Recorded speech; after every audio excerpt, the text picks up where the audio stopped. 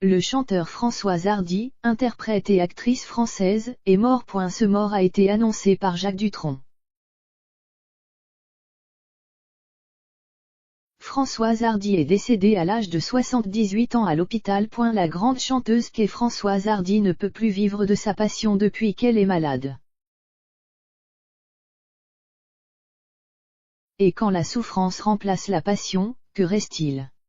Alors que le débat concernant le suicide assisté est toujours très animé dans la société, Françoise Hardy en parle ouvertement.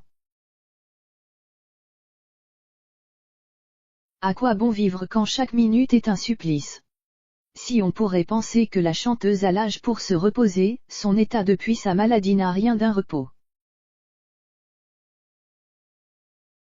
Et elle pense de plus en plus à partir pour de bon. Françoise Hardy, née le 17 janvier 1944 à Paris, est une auteure, compositrice, interprète et actrice française.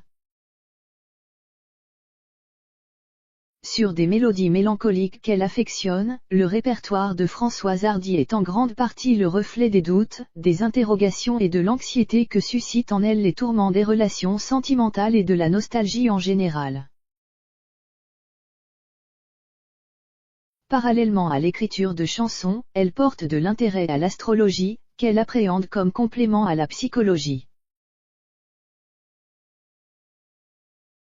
Enfance, adolescence et apprentissage de la chanson. Françoise Hardy est née à la clinique Marie-Louise à la cité Malherbe en haut de la rue des Martyrs, vers 21h30 pendant une alerte à la bombe lors de l'occupation allemande. Johnny Hallyday, son ami avec qui elle a vécu le même courant musical yéyé au début de leur carrière, y était né également quelques mois plus tôt.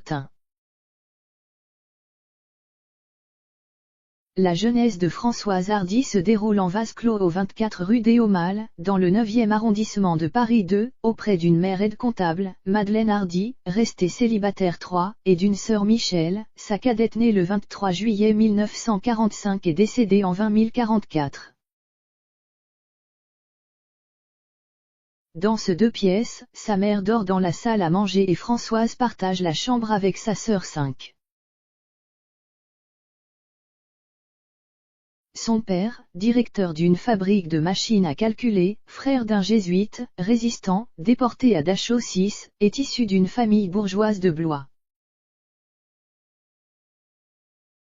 Marié à une autre femme, il est rarement présent et oublie souvent de payer la pension alimentaire ou les frais scolaires 7. Il ne reconnaîtra ses filles que bien plus tard 8.